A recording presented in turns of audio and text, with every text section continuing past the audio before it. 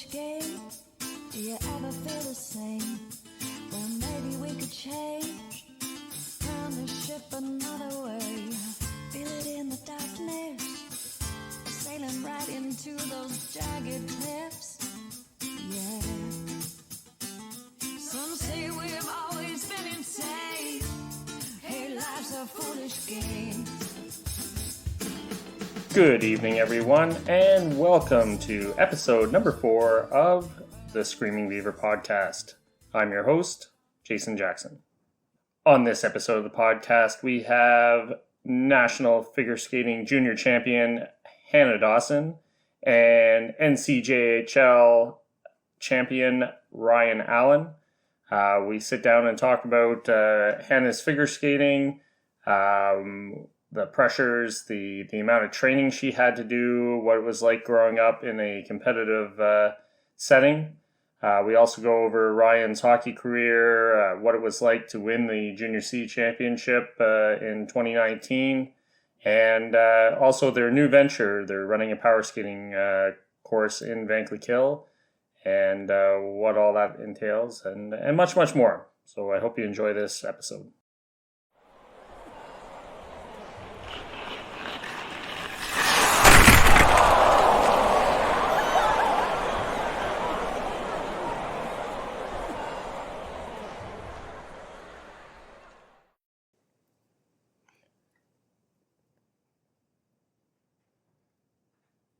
All right, and we're live. I'm here with Hannah and Ryan. How you guys doing?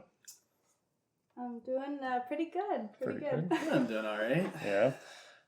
What have you guys been up to these days with all the COVID and whatnot? I've been working, trying to stay busy. In the gym a lot. Work's kept me busy. Trying to play hockey, trying to do a couple things, play beer leagues once in a while. But other than that, it's hard to keep busy. But you can find little new hobbies to try to keep entertained, I guess. Yeah. And Hannah, what about you? What are you doing? Definitely working a lot, doing some catch up on my schoolwork that I haven't, should have been doing, but haven't been doing. Yeah. And then that's about it, to be honest with you. Yeah. So where are you working? I work at the Windsor Tavern, okay. and I work at Jade Garden, the florist in town. How'd you get that job there? A couple connections. Yeah, that's good. Is the flower busy these days, or? It's actually very, very busy. Yeah, we're doing well. Good. I gotta come see you. I need a plant for my office. So. And Ryan, where do you work? I actually just started I just got a full-time job about a month ago in youth custody up in Ottawa, just off of Walkway. So basically it consists of working with youth that have been criminally charged. Like I said, I just got that about a month ago. I was part-time before. Started there back in April, and then ended up swindling my way into getting full-time about a month ago. Oh, that's cool. So that's been nice. So it's like a jail, or? Yeah, it's basically, it's youth custody. It's with the juvenile. So basically like a youth prison, basically. Between the ages of 12 to 17. We can work with guys that are up to 19, 20, 21 based on their crimes. Let's say they commit a crime at 16 years old, you get 4 years. You can see that they can be there up until they're 20 because they can't go to adult prison with youth charges, right? Okay, that's interesting. Do you have some pretty serious stuff in there? Or? Yeah, literally anything you could think of. We got guys in there. Obviously, I can't say too much for confidentiality reasons, but there's guys in there for murders, sexual offenses, robberies, armed robberies. Really? You name it, whatever you can think of. I've probably seen guys charged with it, kind of thing. Yeah. And I haven't really, I started there back in April, so haven't been there that long. But so what's your a couple different things for sure. What's your involvement with the inmates? What do you? So basically, my responsibility is basically to try to. It's more of a, I guess, therapeutic prison, you could say. There's prisons that are youth custody up in Toronto and stuff that there's not as much supervision kind of thing. They're there to do their time, and once they've served their time, they're out and about and going to whatever. More for us, it's more strict programming. So they're in school from Monday to Friday. They're in school. There's school programming. If they're not participating in school, they can be brought out of it, and there's consequences and stuff like that. A lot of them, the way that they do things to try to motivate them is have certain privileges based on your levels. So if you're you start on certain levels, and you have to make your day. It's kind of a complicated situation, but you, based on your good behavior, you keep moving up levels, and the more levels you work up, the more privileges you can have. So for them being in a closed facility, and they pretty much strive on their privileges, right? So that's what they want. And they said, like, on your highest levels, it can be stuff from being able to access, I don't know, playing video games, later bedtimes, more rec time, being able to go to the gym, up to the gym, being able to buy, like, every Saturday they're able to order their own pizza, stuff like that kind of thing. That it promotes to have that good behavior as opposed to just trying to stir the pot, I guess. Now, is it a co-ed facility, or is it just males? Just males, just males, and we have right now there's 3 running units with eight beds in each unit. Okay. And so I got up to 24 beds in open, 24 beds in closed, and 7 beds in open. Oh, did you go to school for this, or? Yeah, so I took community justice services at Algonquin College. I did 2 years there, and then so basically it consists, like, the program itself consisted of guys that either want to get into, like, some kind of law enforcement, like, say, youth custody, a lot of mental health, addictions, group homes, which I did coming out of school, as I worked in a group home for the first year right out of school, and I think that's what helped me get into what I do now. Yeah. I was also working there during the summer as well. I was working at, like, the William Hay, which is, like, the youth custody and the group home throughout the summer. Okay. And I was working both those jobs, both part-time, and then eventually, like I said, I got full-time about a month ago, so then I left the group home and just stuck to my job that I do have now. So do you want to be a police officer eventually, or is that the end game, or? At first it was. I mean, I think it still is. It's obviously a pretty competitive field to get into, but I didn't really think that I would get into youth custody as quick as I did. I think typically when you start off part-time, and it takes, I would say, probably for the average person, a year to 3 years to get into to a full-time position. I kind of just got lucky because I'm bilingual. There was an open position for a bilingual position, and at the time we had no bilingual staff, and there was 2 open positions, and maybe 2 or 3 people had applied to it. So I swindled my way into getting that. So that was pretty lucky, but definitely not complaining. Good. And Hannah, what are you taking in school? You said you were finishing up. Yeah, I went actually back, and I'm just redoing some courses to boost my marks, but I did apply to nursing school. Okay. Ryerson, Trent, and Ottawa U. All right. So I'm kind of just waiting to hear back on that, but hopefully something comes from that. So where are you taking your courses right now? Just through T.R. Leger in Alexandria. Yeah. I'm just redoing some courses to pass the time, to be honest with you, because otherwise I'd just be at the Windsor working, and other than that, not too much. So. All right. Well, we'll move on. So Hannah was a competitive figure skater. Why don't you tell us about your accomplishments there?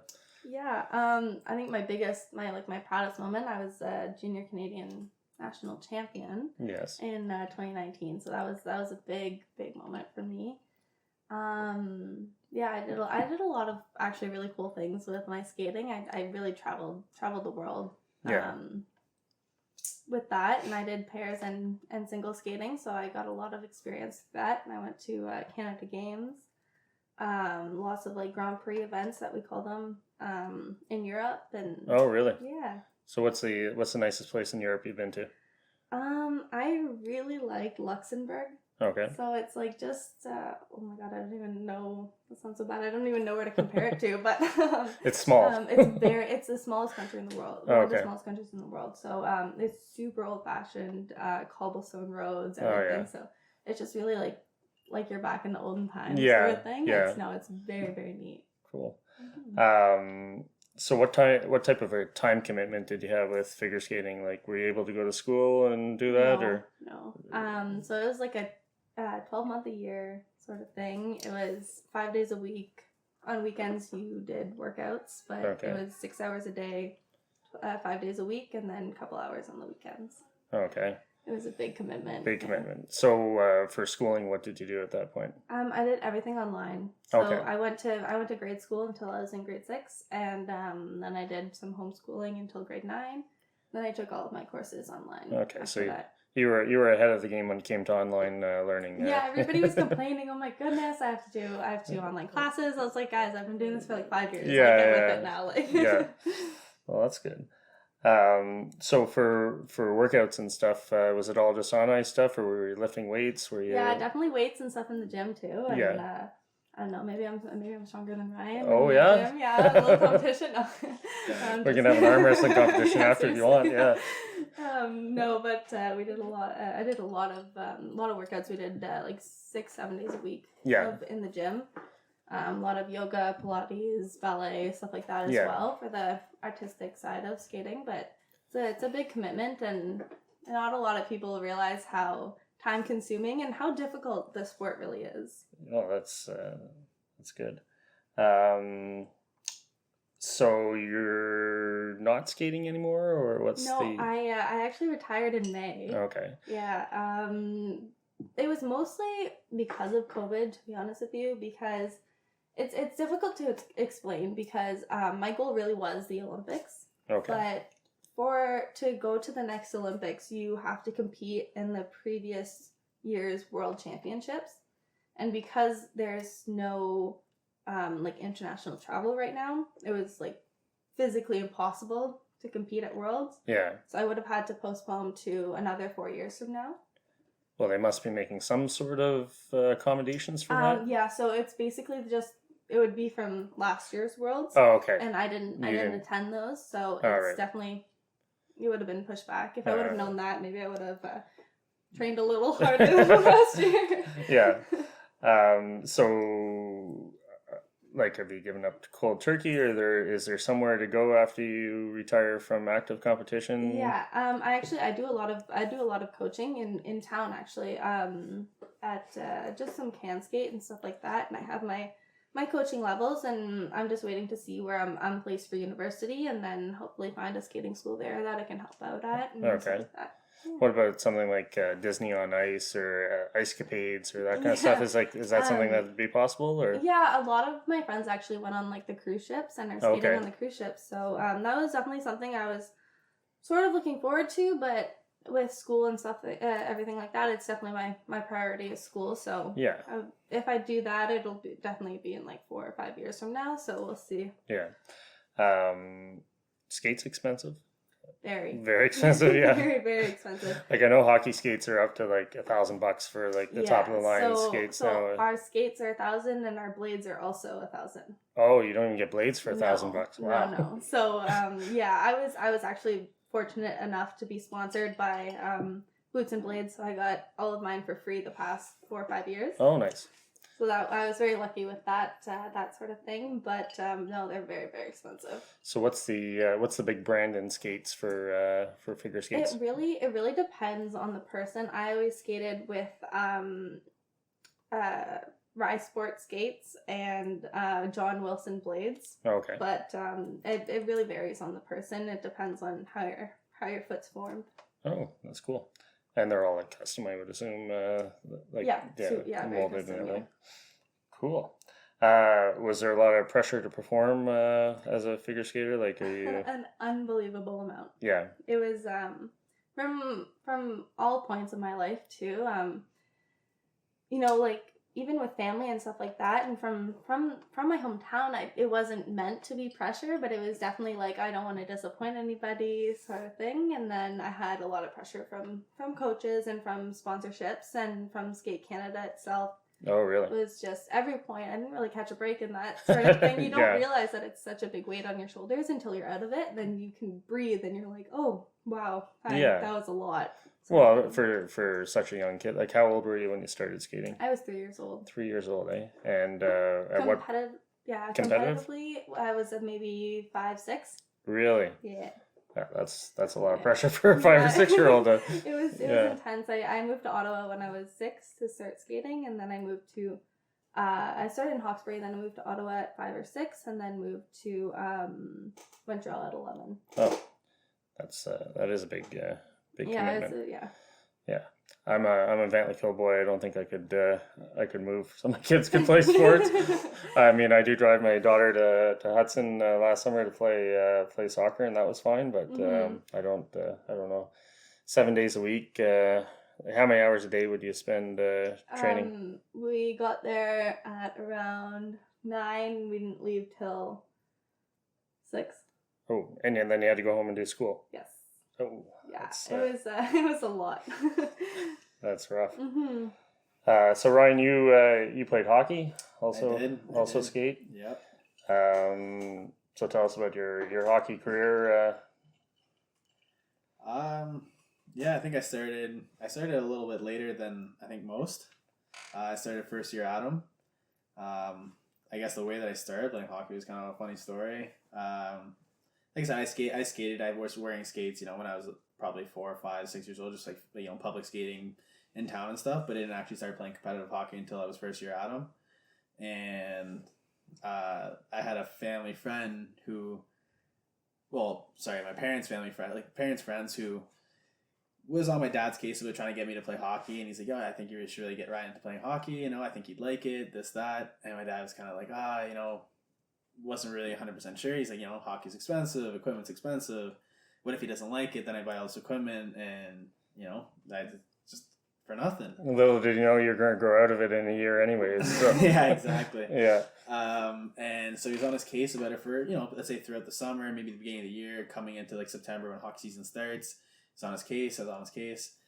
And then eventually my dad went out east to visit some family. And while my dad was out east, my mom had asked me how serious I was about playing hockey. And I said, I think it'd be pretty cool. It's definitely, I playing Glengarry soccer. I played other sports whenever I was growing up, and I always had play ball hockey in town with friends, and I was a huge sports fan. So I was like, yeah, 100%, I would like it.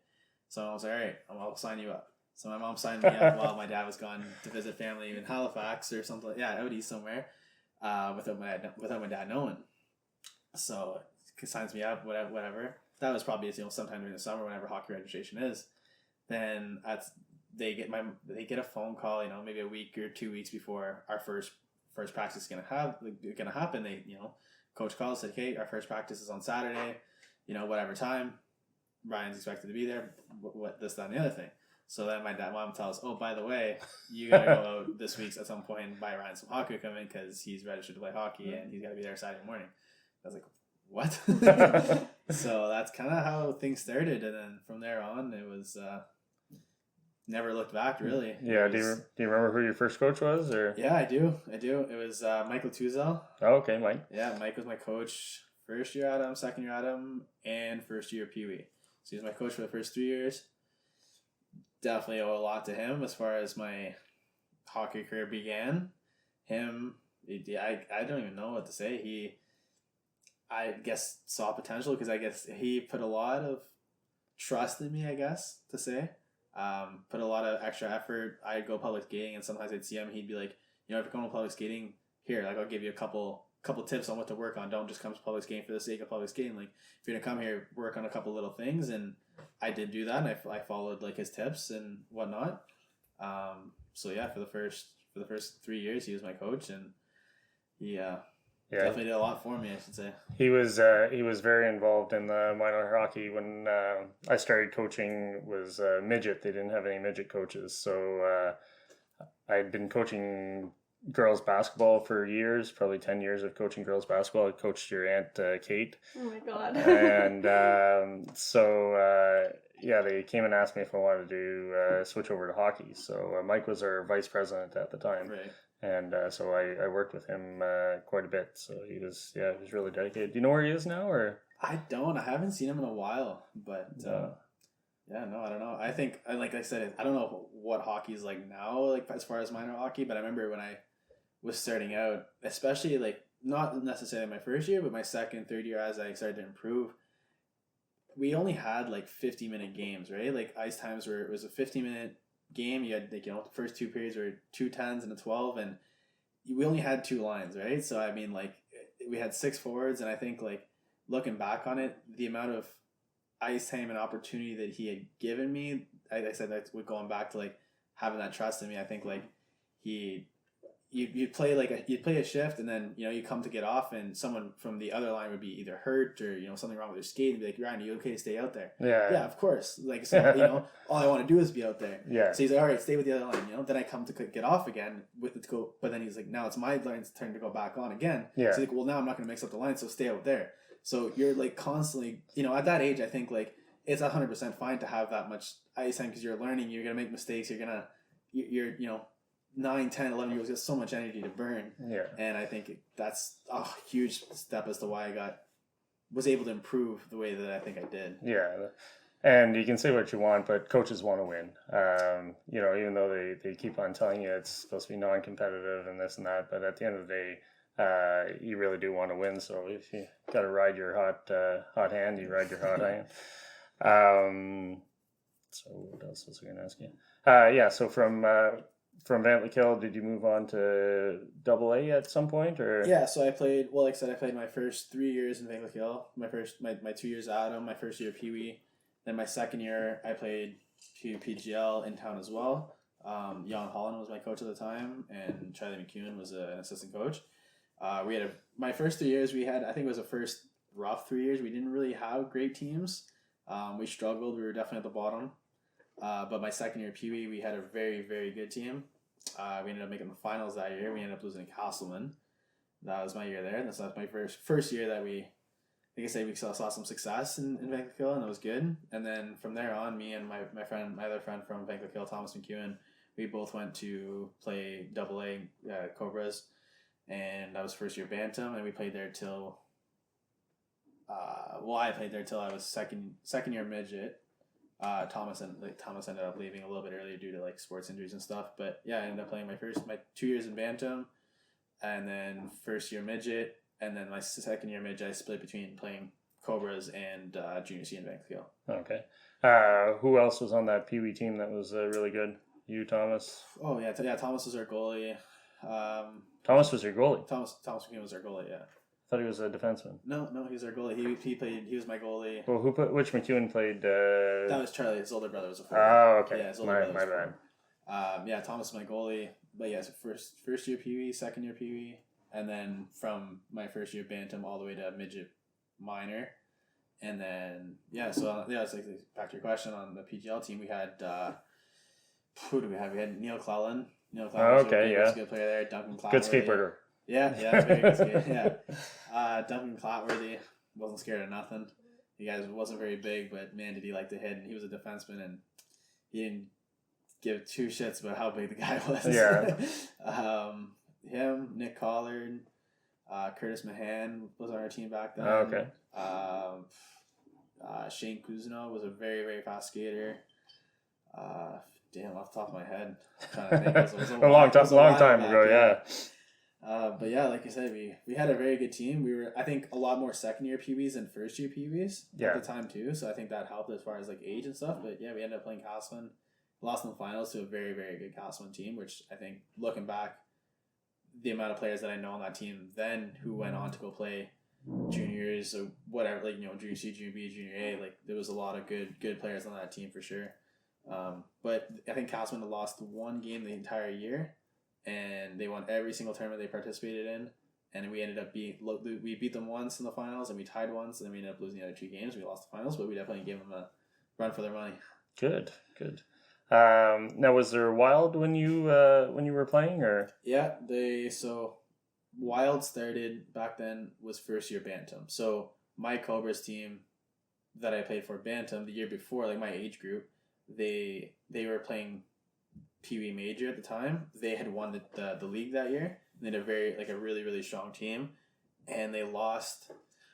I would say like at least 6-7 players from the championship team in Pee Wee that went on to go play Bantam Minor like the year up, like the next level, the next age group. Went to go play for the Wild at Bantam Minor. So there was a lot of spots to be filled, I guess. Whenever I went to go try for the Cobras. Okay. So then I essentially ended up making that Bantam Minor team. So that was like the first year of the Wild? First year of the Wild was Bantam Minor, yeah. And that Wild team was also that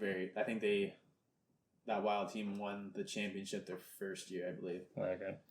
I blame the Wild for all the hardship that we have in the rural teams. It's just I think there's too many levels now.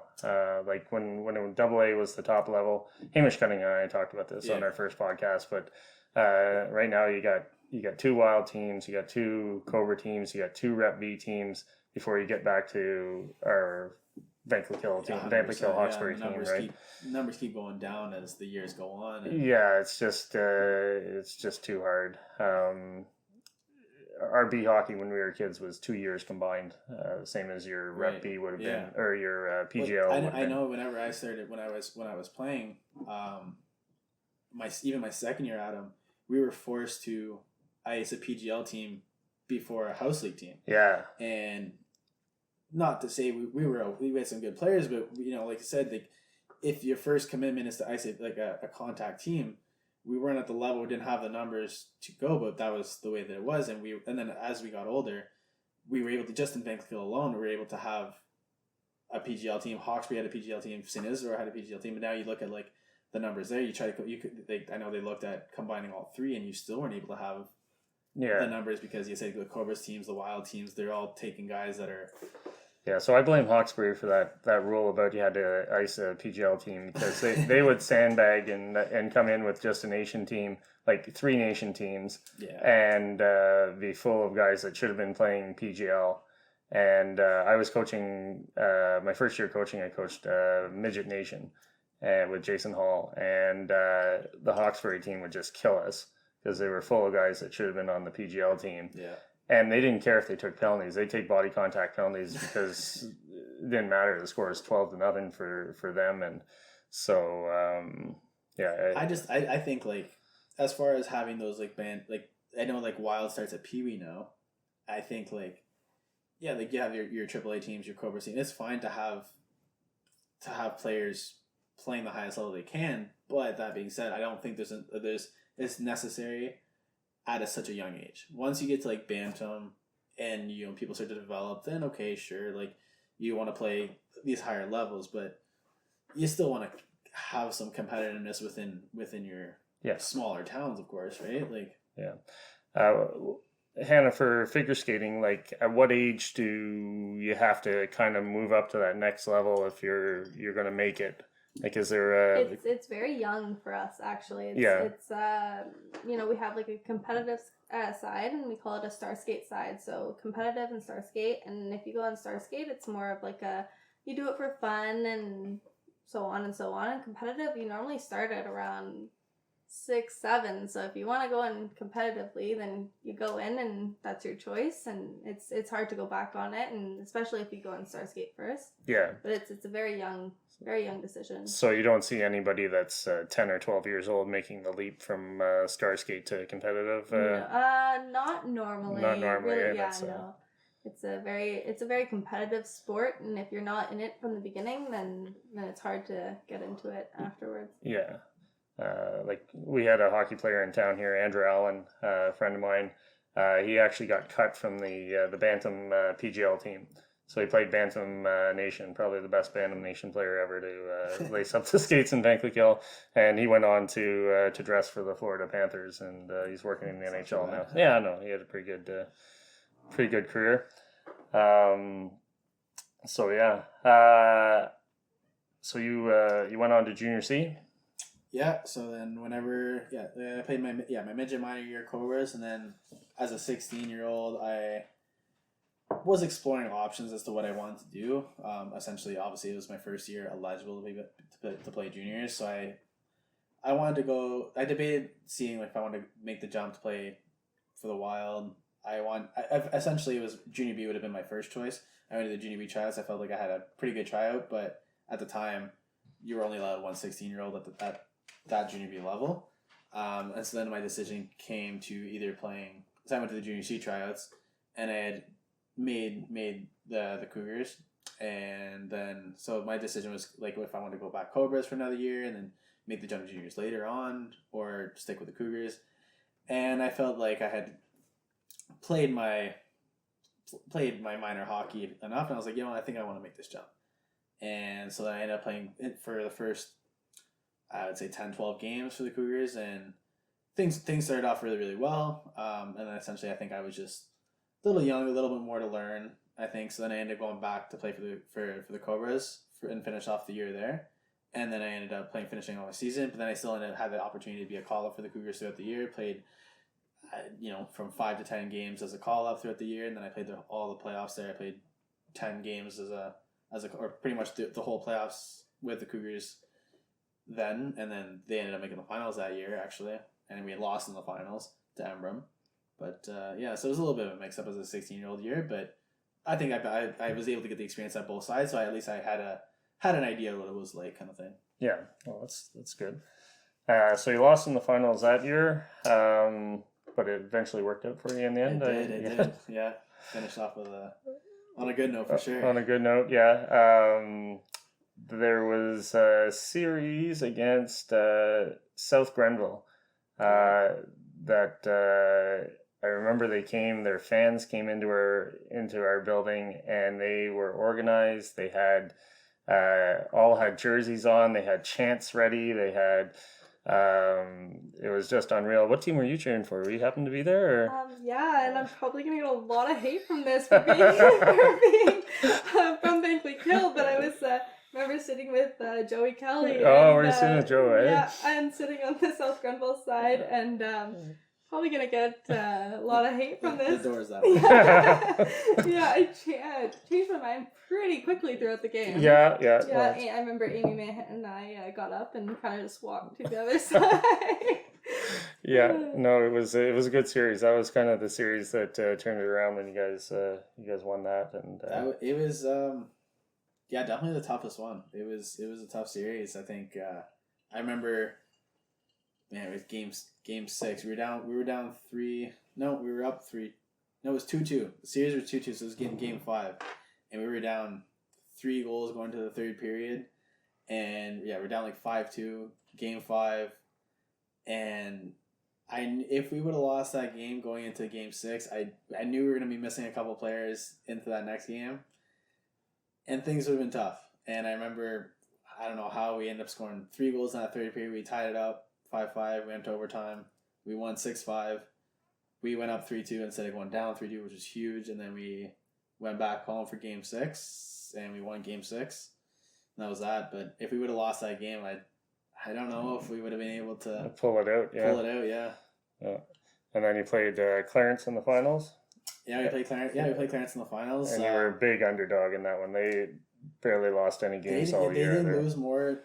I think I remember our coach saying, Frankie Doppler, I remember saying after we won, he says they didn't lose more than 2 games in a row all season, and we swept them in 4. But yeah, I remember I remember after we beat South Grenville, we were waiting on the Clarence and North Dundas series, and I liked our chances a lot better against Clarence than I did against North Dundas. Oh, really? And I remember thinking that, right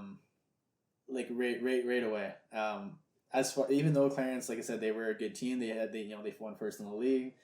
They weren't physical. They had some skill, obviously some skilled guys obviously did well for being a first place team, but that North Dundas team, they were a lot more physical, they were a lot more chippy, they easily get under my skin. I had a lot of guys I used to play with when I played minor hockey against, and just guys that you're just tired of seeing kind of thing at the end of the day. And I remember thinking to myself, I was like, if North Dundas makes that finals, I'm going to have to be able to keep my cool because... Team full of Brad Marchands out there. Pretty much. Yeah. Then the final night, the game 4, Pond Rocket. We were sorry not to see you in the Pond Rocket that year, but understandable. No. I don't know. I think it was at least 4 or 5 years in a row that I was there, and obviously it wasn't easy not playing, but obviously it came out for the best. I remember especially the Friday night when all my friends are participating, all the guys they're all going out doing their thing, having fun. It was tough to sit back and watch and go home and go to bed early, but... for people who are not from Vankleek Hill, the Pond Rocket Cup is a 4-on-4 hockey tournament that I just happened to run. And I think we're in our 15th or 16th year. And Ryan's played in it for several years. He brought in a team full of junior B guys and did very well in it. So it just so happened the... Game 4 of the Junior C Finals 2 years ago fell on the Saturday of the Pond Rocket, and so we we moved some games up so that they'd be able to play at home and didn't have to go play in Hawkesbury. And it was probably the biggest party we've ever had. Everyone thanks you for that. Sure. It was a huge party afterwards. The Pond Rocket's a pretty big party to start with, but then put the Junior C Championship on top of that. It was pretty unreal. So, yeah. So what was it like when you finally won it there? Was that? Oh, it was crazy. It was crazy. Like I said, the Friday night, I obviously wanted to play in it, but I went home, went to bed pretty early, knowing that it was all going to be worth it the Saturday night, at least hoping. And the whole day, I knew there was going to be a lot of people there. I mean, the Pond Rocket itself brings out a huge crowd, like you said, and throughout our playoffs for the Cougars, we were bringing out some pretty decent crowds for the first round, second round. So, the combination of both, obviously knew there was going to be a lot of people. I remember just being at home, sitting around, not really doing much the Saturday, kind of just bored as all can be, waiting for the game. Because, I mean, it was a 9 o'clock start, too, so it was a later time than usual. And I just didn't know what to do with myself. And so, yeah, like, the nerves were definitely kicking in. And I think I went to the rink, it was maybe 5, 6 o'clock, and I was just kind of waiting around all day, just, hanging around, doing whatever.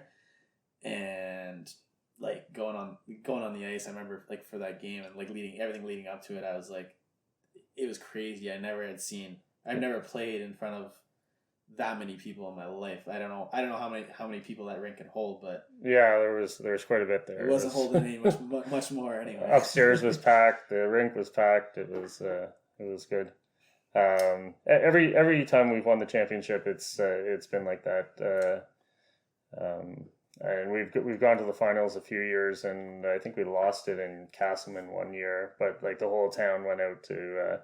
It's too bad the town doesn't support the team during the regular season like they do in the playoffs. The playoffs seem to bring the people out, especially when you get deep in the playoffs. So yeah, no, like I said, it was hadn't seen that many people. I mean, obviously the nerves are kicking in, but I like even throughout the game, it was just so loud. I remember sitting on the bench and like just like even halfway through the game, just kind of like soaking it all in kind of thing, just looking around. I remember like I had all my friends and whatever on one side of the ring just wreaking havoc. Obviously they had a couple Pepsis throughout the day. So Pepsis.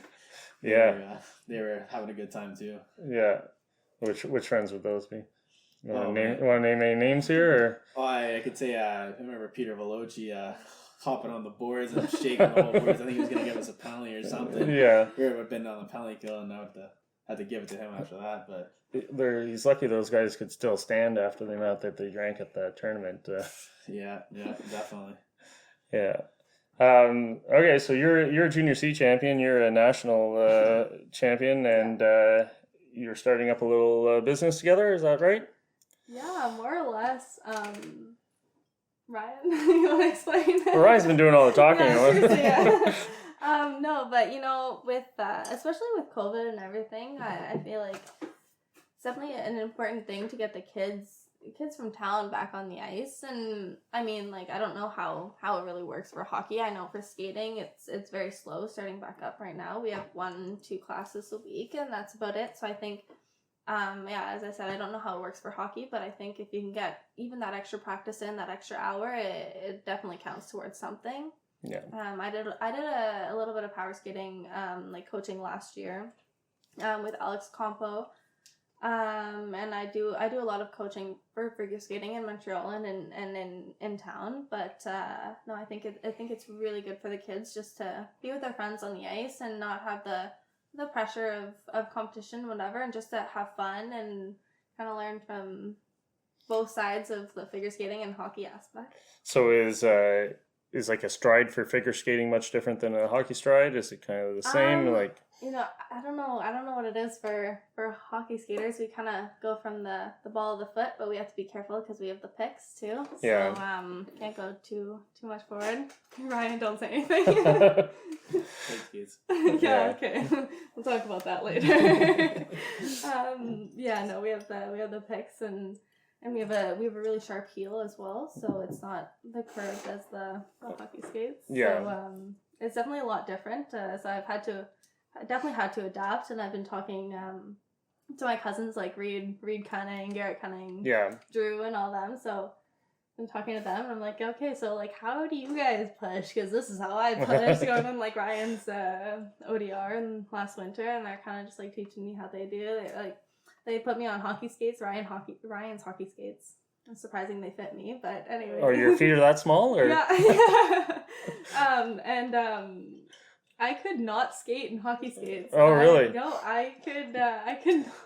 I fell multiple times, and I remember the kids making a lot of fun of me, but no, it was fun, but yeah, it's definitely a lot different. I was not expecting that difference from hockey to figure skating. Yeah.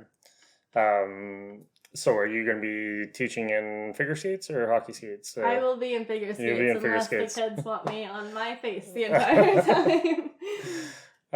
So you've got your coaching levels for figure skating, or? Yeah. Well, it's I have my can skate level and my level 1 for figure skating, and next step is definitely taking a power skating course. Yeah. But I've done so much of it, and I had a lot of personal trainers growing up that did a lot of hockey and figure skating. So I've actually called a couple of them up recently to talk about it, and they give me a lot of pointers. And honestly, like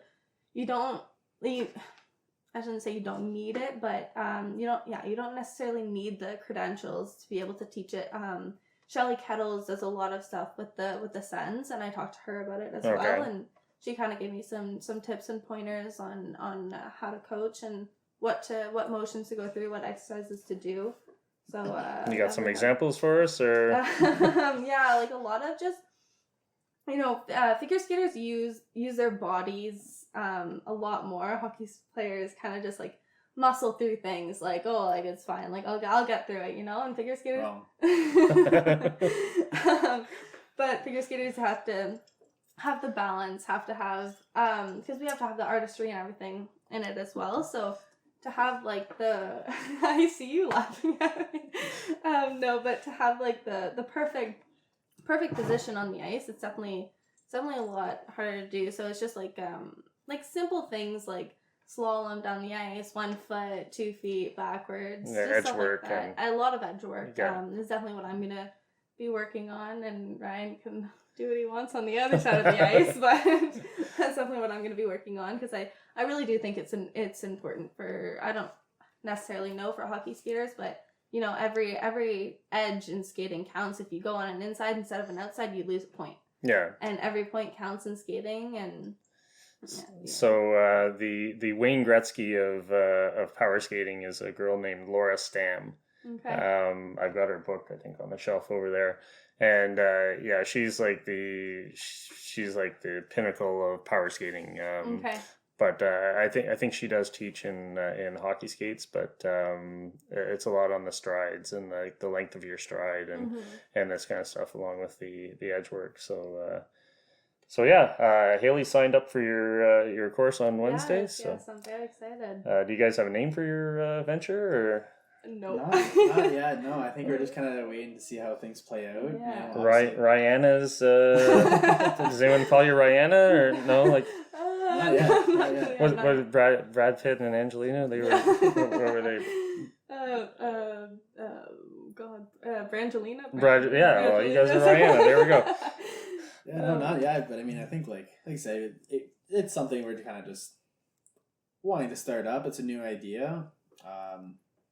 Obviously, we'll see how much interest there is within the area.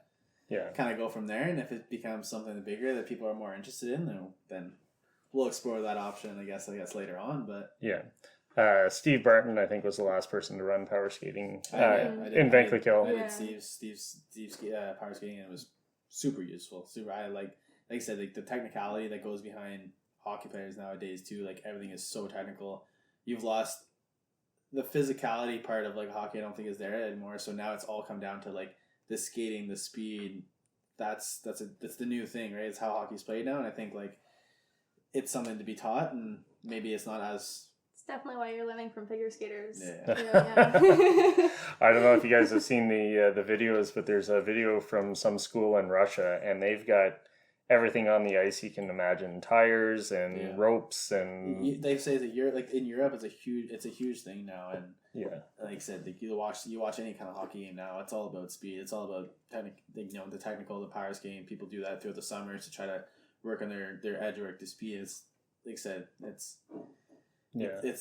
relevant now, right? Like, but so are you going to be working with pucks, or is it just going to be strictly skating? Yeah. I think if at first I want to do strictly skating, I mean, as much as me growing up, I was all about pucks, of course, but I think I want to implement for like skating at first, and then as that goes on, implement pucks, like, you know, after a few sessions, maybe like I said, everything is all about repetition and trying to do that. And once you perfect that, then, or do well at that, then you bring in pucks and try to do it all with the puck, and, you know, and then it becomes an in-game situation, right? Yeah. And I think, like we said, like, just kind of going back to why we thought this was a good idea. The COVID was obviously a huge reason, because youth aren't out there anymore, don't have that opportunity. But at the end of the day too, I mean, maybe you can speak on that as more, but I think, like, I remember when I was playing, I was assistant coach for my brother's hockey team. He played midget. He was playing midget for the Fusion team, and they had, you know, 3 lines, and you're playing a 15-minute game. Yeah. Like, that's something that's, I don't know why that ever became a thing, but at the end of the day, I don't think there's enough hockey played in the area for the money that, like, it is. I mean, going back when I was at him, I'm sure it's either just as expensive, if not more, than what it was back then. And, like they said, you had 2 lines playing a 15-minute game. Now you're midget, 14, 15, 16 years old, playing 3 lines on a 15-minute game. You're only getting 3 shifts a period. Yeah, so it really comes down to the numbers, right? So what probably happened there is they probably had 30 kids. It's not enough for 3 teams. It's really too much for 2 teams, but if you had to pick, my first year midget, we were 10 players, and there were some games that I never came off the ice. Yeah. Like, I honestly played the entire game, just because we had 7 players, because people are hurt, people are, you know, suspended. We had a guy named Silver on my team who spent more time in the penalty box than he did on the ice. I killed penalties, so I got more playing time because of it. But it's tough. I come down to the same thing. Like, I run the soccer teams in Vankleek Hill, and if I have to choose between a big team and a small team, I always choose a small team, because the players get more playing time, and I can always call up kids from the younger level to come up and fill. Like, I know you think if I know I've watched, especially when I was playing in Vankleek Hill, there's a lot of fusion teams that played before us, and I watch these guys that are old enough that are trying to, like, if they're not, once they've hit midget, they're gonna go on to play junior CA and stuff. And like I said, our championship team, we had easily 5-6 guys that came out of that fusion team that were very good hockey players. But like, say you play a 15-minute game, and with 3 lines, you're not getting that much ice time. And let's say someone gets hurt and they're on the ice, that kills 4 or 5 minutes, and then the Zamboni buzzes, and you have 6 minutes on the clock left to play, and you're down a goal. Yeah, it sucks. So PGL used to be the B hockey we had here used to be an hour and a half games for bantam and midget, I believe. Definitely midget, and I think bantam as well. So when it went just to house league, that's when they got rid of the hour and a half games down to an hour, and it all comes down to money, right? Of course, yeah. That's just the. Like I said, going back to like I said, I just wanted to, like, you know, as far as that goes, just bring in a little bit more hockey, a little bit more opportunity. And like I said, I would love to get in coaching one day, but unfortunately, because like work schedule, I work shift work, I can't do that. Yeah. And I think this is just the way of giving back a little bit and sharing some experience and get a job as an assistant coach. It's definitely something to look into. But co-coach. It's something that, like I said, just to give back. I've had a lot of experience doing it. I've done power skating. I've done whatever as far as hockey experience, and kind of just something to, like I said, I have a passion for the game and just give back essentially. So yeah, my daughter Haley will be out on the ice with you guys, and she needs a lot of help. She's got one. Hopefully she's not listening to this. Yeah, no, she doesn't listen to him, I don't think. She's got one speed, and it's whether she's going forward, backwards, it's all the same speed. She's a pretty good backward skater, but forward she just doesn't. She just can't seem to accelerate at all. So I expect you guys to fix that one night. Lots of pressure. Yeah.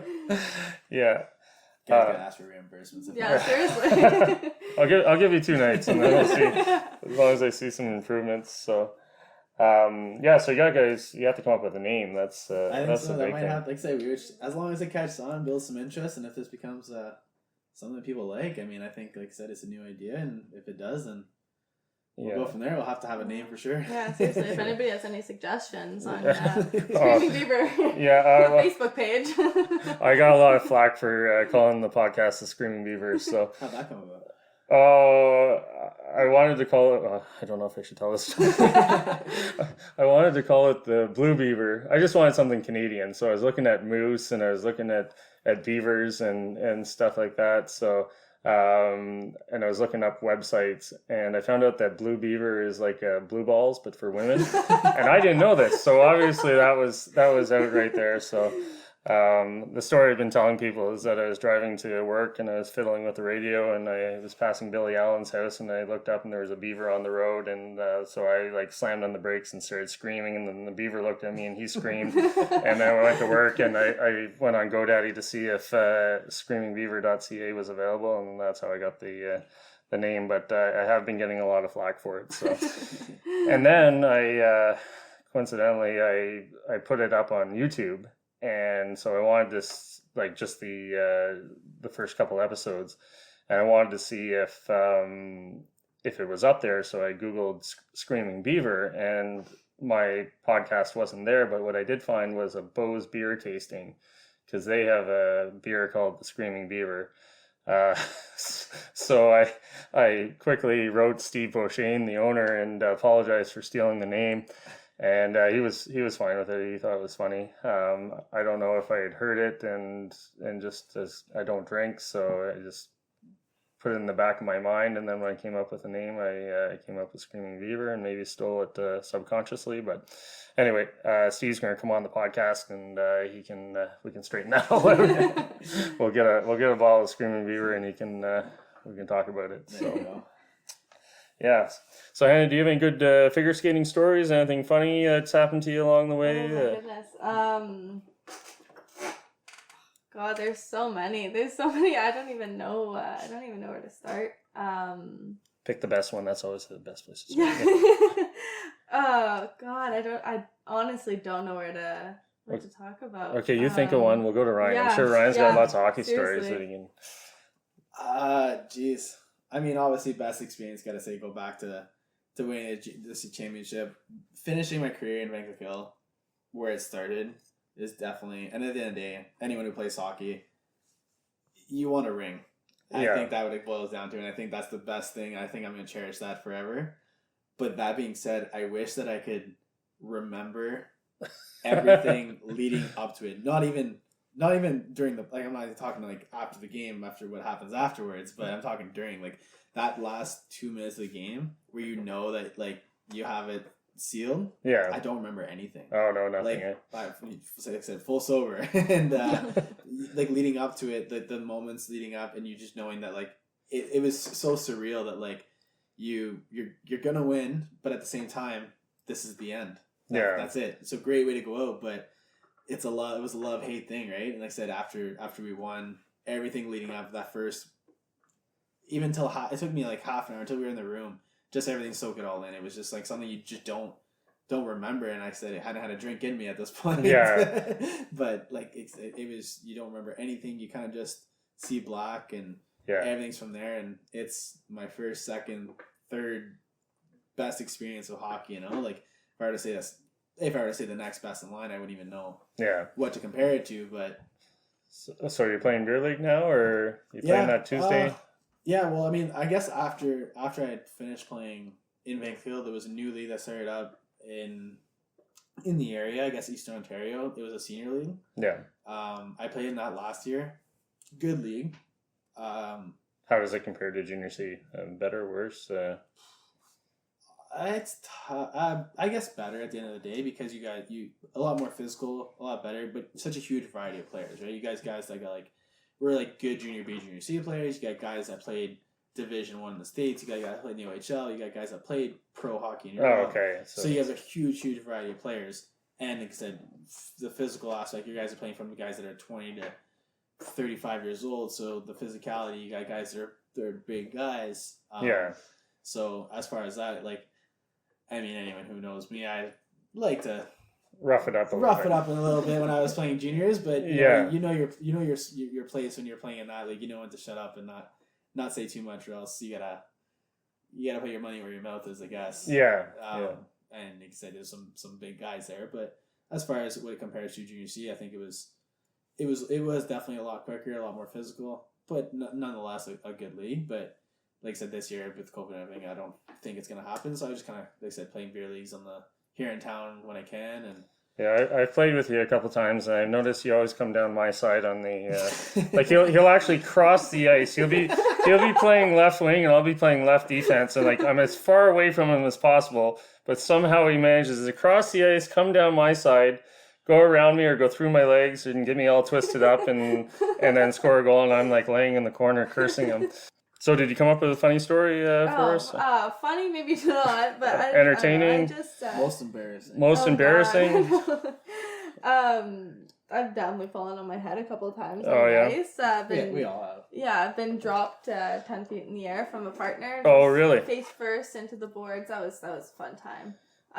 No, but I think. Do you lose points for that, or? Oh yes, 100%. They might have given you a couple brownie points because I felt bad for the bruises and everything. Yeah. No. But when I won nationals, it was such a weird thing. Like I don't remember being on the ice, and I remember like, you know, as soon as you get off the ice, you sit and we have a kiss and cry. So you sit in that, and you're with your coaches, and they have a TV beside the boards, and you watch your replays and watch what the judges are putting on. Like this is only in bigger events, but you watch what the judges, like what marks they're giving you. And I remember watching it, and I'm being like, oh my god, I don't remember doing any of this. So it's total like muscle memory. But I remember before getting on the ice, all my competitors came into the room. They were like, oh my god, the judges are so hard tonight. If you're not perfect, you're gonna get nothing, like no points, blah blah blah blah, just on and on and on. So I'm talking to my coach, and I'm like, oh my god, like if I make one mistake, like I'm done, like I'm not gonna win, like that's the end of it. Now, were you favored to win, or how does that... not even. Oh no. I really, well, it's yes and no. Like in skating, it's really political, and because I was from Ontario, I skated in Quebec. They weren't super happy about that, obviously, because like the Quebec coaches wanted me to represent Quebec, but I wanted to represent like Vankleek Hill Hawkesbury area, so I was definitely still for Ontario. And then the Ontario coaches were mad, and judges were mad that I was skating in Quebec. So it was just a huge conflict of everything and everything. And I was kind of like really the underdog, and then all of a sudden I remember like these like everybody just falling and falling and falling and falling, and I just like got on the ice, and I was like, oh my god, if I fall like once I'm good, twice it's iffy. But I remember like skating like perfectly, and I've never ever had that feeling before. I got off the ice, and I looked at my coach, and I was like, everybody seems to be really happy for me, and I don't remember what I did. And she's like, okay, sit down and watch, like you'll be fine. So I remember like watching myself, and I still go back some days and like watch it online, but it's really, I truly have no memory of being on the ice. It's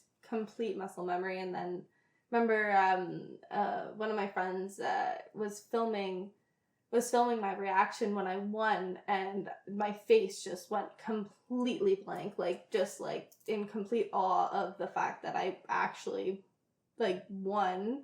And just standing there, and then all of a sudden my coaches were like, wait, did they just like say your name? And I was like, I think so, I don't know. And then like we went back and watched the replays, and like all my competitors literally like fell on their head, like did nothing, sort of. And I remember like just being in complete awe. And I did an interview after that with he happened to be one of my friends, was doing the interviews, but he was like, yeah, you made absolutely no sense, like you were not speaking properly. And I was just like looking at the crowd, and I was like, oh my god, I have no idea what I'm saying right now. But yeah, no, it's just it was a really amazing experience. I bet. Mm-hmm. So you said kiss and cry?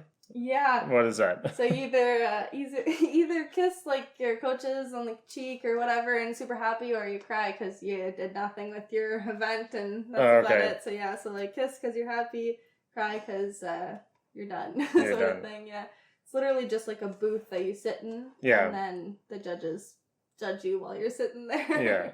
So what's your best trick or move? What can you do? Can you do a triple something? Yeah, I do. I could do all my triples. Okay. So I did all of those. And it's weird. Like a lot of people, when they have their growth spurt, can't really do anything within that year or 2 years of having your growth spurt. Okay. And I got all of my triples within the year that I got my growth spurt. So that's when kind of like judges and coordinators and whatever started noticing me, and I was like, yeah, I grew 9 inches, but I can still do everything. Like, maybe you should sort of take a look over here. So how tall are you?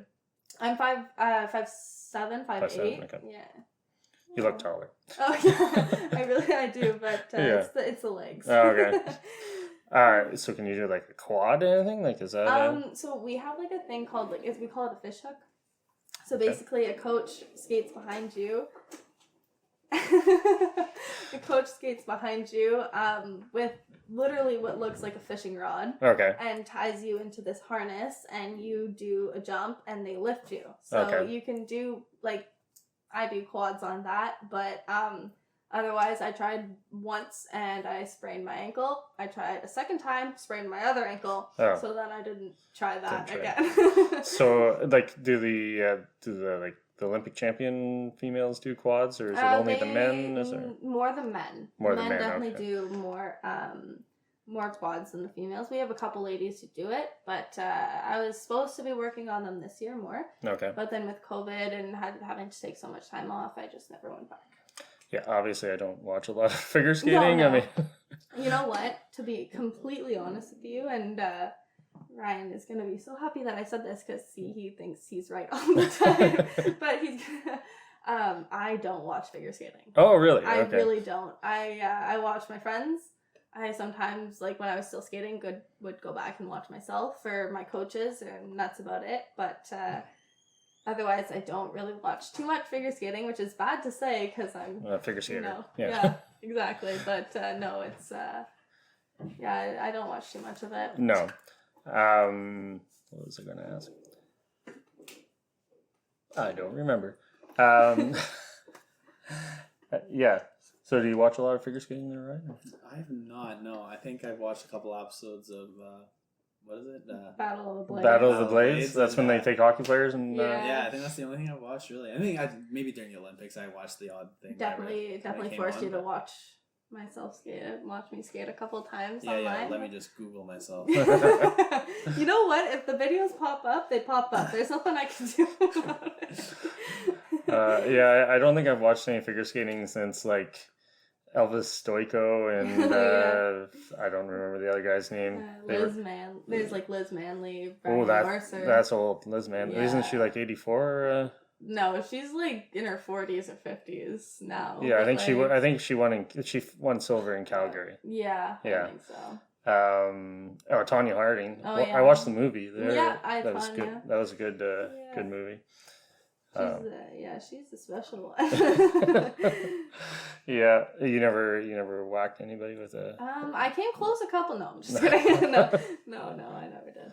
So you switched from doubles to singles or singles to doubles? How'd that go? So I did a lot of single skating, which is like you're literally by yourself. If you make a mistake, it's on you, and if not, then like good on you. But if you're with a partner, you share the responsibility. So I think that's what made it so fun for me, and also I'm huge adrenaline junkie. Yeah.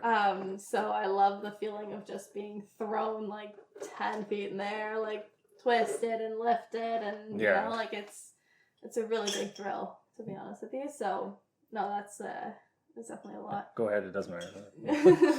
Ryan's just making himself another drink here, so that's for the usual.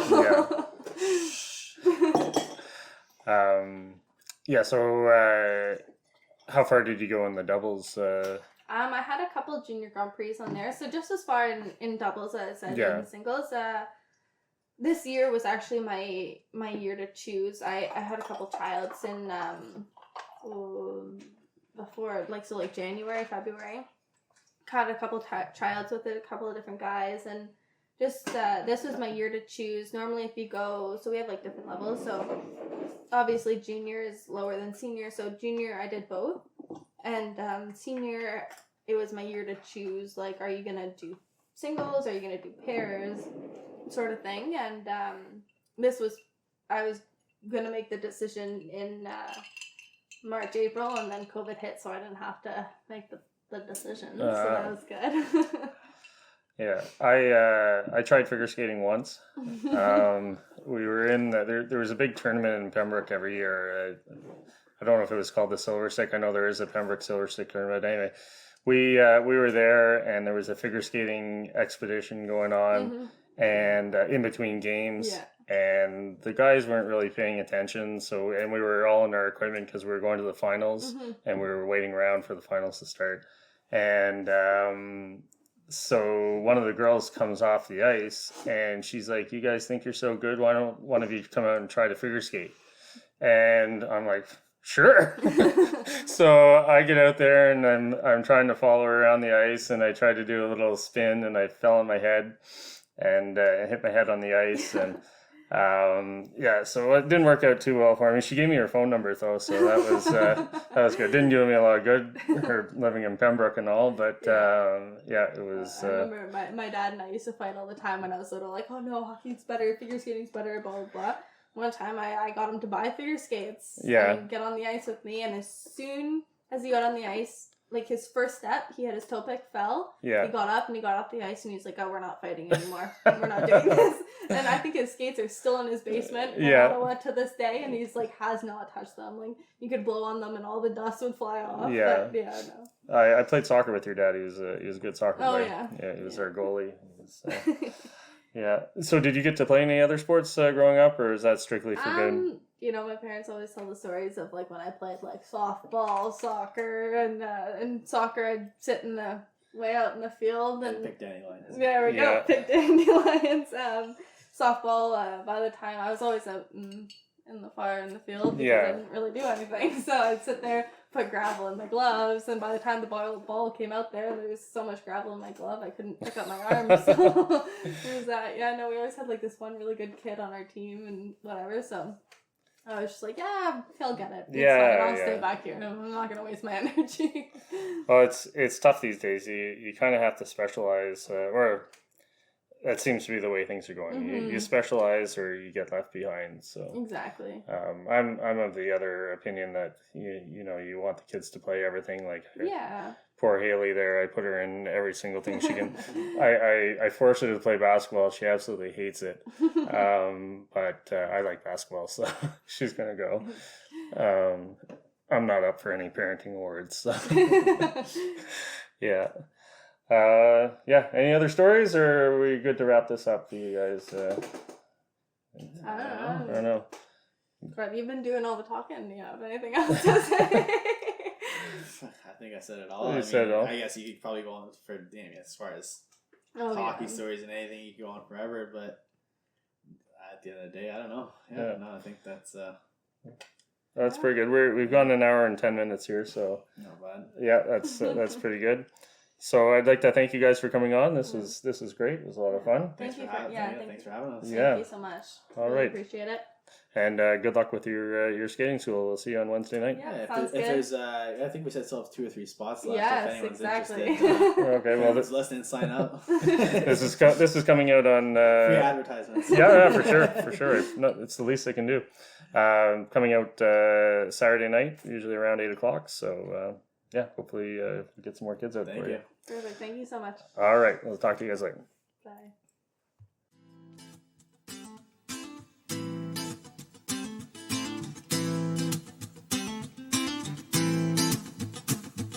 Life's a foolish game. Do you ever feel the same? Well, maybe we could change. Turn the ship another way. Feel it in the darkness. Sailing right into those jagged cliffs. Yeah. Some say we've always been insane. Hey, life's a foolish game. Simple equation for an enclosed system. Has the world gone missing? The solid sea of two emissions equals degradation. Wasting ships and mass extinction. Oh.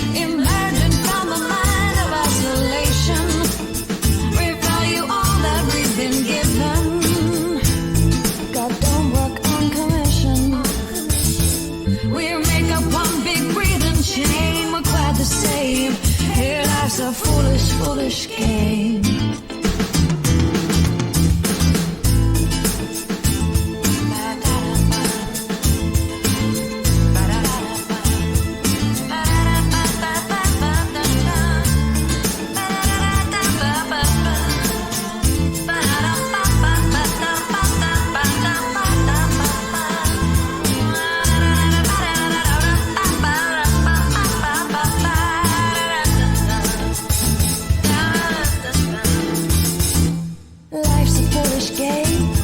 Do you ever feel the same? Well, maybe we could change and turn the ship another way. Take less than we've been given if we move in that direction. Yeah. We'll find our place in this living chain. We're quite the same. Yeah, life's a foolish, foolish game. Life's a foolish game. Hey, life's a foolish game. Life's a foolish game.